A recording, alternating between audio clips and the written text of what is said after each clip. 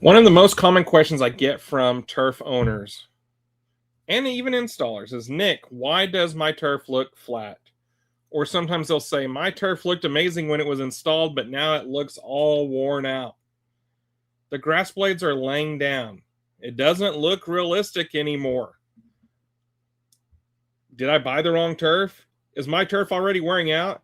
And almost every time my answer surprises them. The turf usually isn't worn out. The turf is simply losing support. That's a very important distinction, because if you understand why fibers fall over, you'll understand one of the most important principles in artificial turf maintenance. The biggest myth in artificial turf, one of the biggest myths in the industry, is that turf fibers are supposed to stand perfectly upright forever. They are not. Nothing stands upright forever. Not natural grass, not carpet fibers, not upholstery, not artificial turf. Everything bends under pressure. The question isn't whether turf fibers will bend. The question is how quickly they recover. And that recovery depends largely on your support system. Let's compare it to natural grass. Think about walking through a perfectly manicured lawn.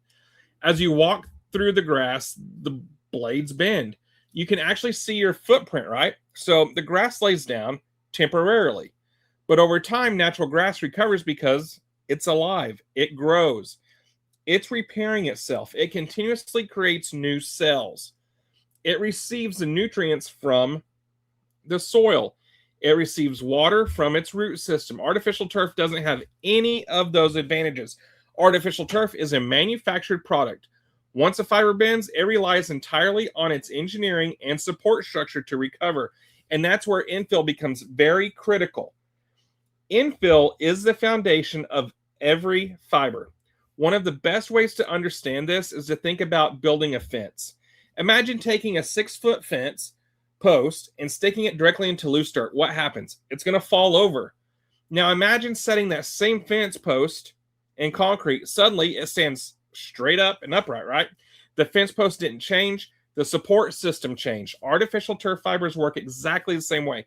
The fibers are the fence posts. The infill is the concrete. Without proper infill support, fibers begin losing and will not stand upright.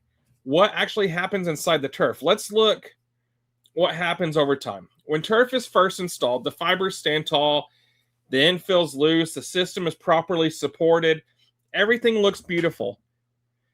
Then life happens. People walk on it, dogs run across it, kids play football on it, furniture sets on it, pool parties happen, woo! Birthday parties happen, barbecues, one of my favorite, happen. Every single one of these activities places pressure on the turf system. That pressure is transferred directly into the infill. Over time, the infill begins compacting. As the infill compacts, the fibers lose support. The fibers begin leaning. Turf starts looking flatter. The turf begins losing realism. Most homeowners assume the fibers are failing, but often the fibers are perfectly fine. They're just simply unsupported. High traffic areas tell the story. If you want proof, walk outside and look at your turf. You'll notice certain areas look worse than others. Why? Because traffic is never evenly distributed. People follow patterns, dogs follow patterns, children even follow patterns. The highest traffic areas are almost show flattening at first. Around your gates, think about how many times people enter and exit through the same gate. Hundreds, thousands, sometimes tens of thousands of times over the life of the turf. Those fibers experience significantly more pressure than the rest of your lawn. You're also going to notice around the pools. Pool exits are notorious for flattening turf. People naturally step in the same place every time. Over the years, those areas receive tremendous amounts of foot traffic. What about your dog running lanes, right? Dogs are creatures of habit. Many dogs follow the exact same route every day. If you ever watch your dog patrol a backyard, you'll notice the same paths being used repeatedly, right? Those paths eventually become visible through fiber flattening. Your patio entrances, another common wear zone. People naturally walk the shortest route. The turf along those routes experience far more traffic than surrounding areas. Your children play areas, right? Kids create concentrated wear patterns. Your swing sets right underneath the swings, the playhouses, the goal areas, the football routes in between the hash marks. These areas are often show your fiber collapse first. Not all fibers are created equally either. Another factor many people don't realize is that different turf fibers have different recovery characteristics. Some fibers have excellent memory. Some have average memory. Some recover faster than others. What is fiber memory? Fiber memory refers to a blade's ability to return toward its original shape after being bent. Think of bending a plastic spoon. Some plastic spoons snap back, some stay bent. Turf fibers behave similar. Higher quality fibers generally provide better resilience, but even the best fibers eventually need support. No fiber can overcome severe infill compaction forever. Now, the role of heat. Let's talk about another factor, heat, especially here in Texas. During the summertime, turf surfaces can become extremely warm. Heat softens synthetic materials. When combined with pressure, heat can accelerate fiber layover. Think about leaving a plastic object in a hot vehicle. It becomes more flexible. Turf fibers experience something very, very similar. That's why heavily trafficked turf often appears flatter during the hottest months of the year. Now, let's talk about the role of furniture. One overlooked cause of flattening is static weight. People often think only foot traffic causes problems. Not true. Furniture can create significant compression. Examples include your patio tables, your nice outdoor couches, and how about those lounge chairs, especially around the pool? And then your grills and those fun fire pits, which really shouldn't be on the turf anyways. And then you've got your planters. When heavy objects remain in one location for months, fibers beneath them remain compressed. This often creates visible flat spots. What most homeowners do wrong, most homeowners see flattening and immediately assume one of three things. Mistake number one, the turf is worn out. Usually it isn't. The fiber simply needs support restored. Mistake number two, my turf needs replacement. In most cases, replacement is unnecessary. Maintenance is the answer. And then mistake number three, the turf was low quality. Sometimes that's true, but most flattening issues occur because of compaction, not fiber quality. Even premium turf systems flatten when maintenance is ignored. The difference between damage and compaction, this one is one of the most important concepts you'll learn in this talk. There's a huge difference between damaged fibers and compacted fibers.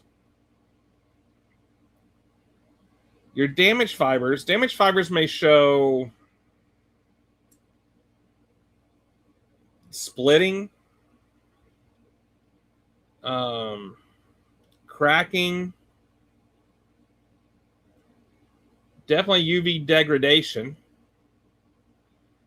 excessive wear,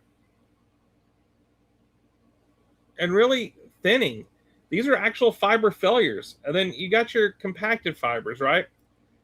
Compacted fibers simply lack support. The fibers themselves remain intact. Once support is restored, appearance often improves dramatically. This is why many homeowners are shocked after professional maintenance. The turf suddenly looks years newer, almost as good as the day when it was installed. So enter the FiberLift Pro. This is exactly why the FiberLift Pro was developed. After seeing years of homeowners assuming their turf was worn out or it just didn't work, the FiberLift Pro was designed to help restore the turf by lifting the fibers, rejuvenating the surface. Its goal is simple: restore support, restore appearance, restore realism, restore performance. When fibers are lifted properly, several things happen. Improved appearance. The turf immediately looks fuller and healthier. Many homeowners say it looks freshly installed. Better drainage. Standing fibers allow water to move through the system more effectively. reduce matting. The surface becomes more uniform. And then improved comfort. The turf often feels softer under your foot. This all extends the turf life. Reducing compaction helps reduce long-term wear on the entire system. So combining the FiberLift Pro with the Turf Power Sweep, one of the best maintenance strategies is combining both of them together. The Turf Power Sweep is going to help remove all of that pesky debris, right? It's going to help redistribute the infill. And it's going to lift the fibers. This all improves cleanliness of your turf system. The FiberLift Pro focuses especially on restoring fiber position and appearance. Together, they create a maintenance system that addresses both the cause and the system or symptom of fiber layover. Here's what I want every turf owner listening to remember. Flattened turf does not automatically mean worn out. In fact, many flat lawns are simply suffering from compaction.